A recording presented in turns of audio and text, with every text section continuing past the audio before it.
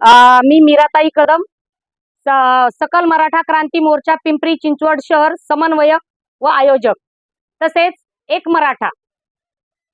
आज या ठिकाणी मी सर्वप्रथम सर्व देशवासियांना नव्हे तर महाराष्ट्रातील सर्व मराठा समाजाला एक जाहीरपणे आव्हान करते की या ठिकाणी आपण मनोज भाऊ जरांगे दादांनी जो आपला आरक्षणासाठीचा लढा उभारलेला आहे, तर या ठिकाणी सर्वांनी बुधवारी आपल्या पिंपरी चिंचवड शहरामध्ये या मोर्चाचे आगमन होणार आहे।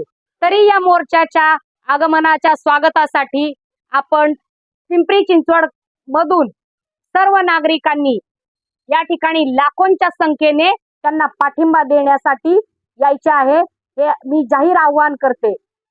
तसेच मराठा क्रांती मोर्चा पिंपरी चिंचवड शहराच्या वतीने सांगवी फाट्यापासून ते भक्ती शक्ती उद्यानापर्यंत आम्ही आंदोलकांसाठी जागोजागी पाण्याची व्यवस्था, टॉयलेटची व्यवस्था, खाण्याची व्यवस्था, नाश्त्याची व्यवस्था, चहाची व्यवस्था याचं नियोजन अगदी योग्य पद्धतीने आम्ही केलेलं आहे।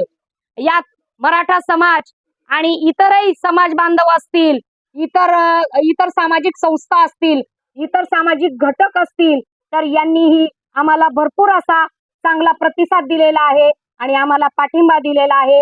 आणि संपूर्ण पिंपरी चिंचवड शहराच्या वतीने या ठिकाणी मनोज दादा जरांगे पाटील यांचे स्वागत आम्ही खूप मोठ्या ताकदीने आणि जल्लोषाने करणार आहोत, हे या ठिकाणी मी आवर्जून सांगते।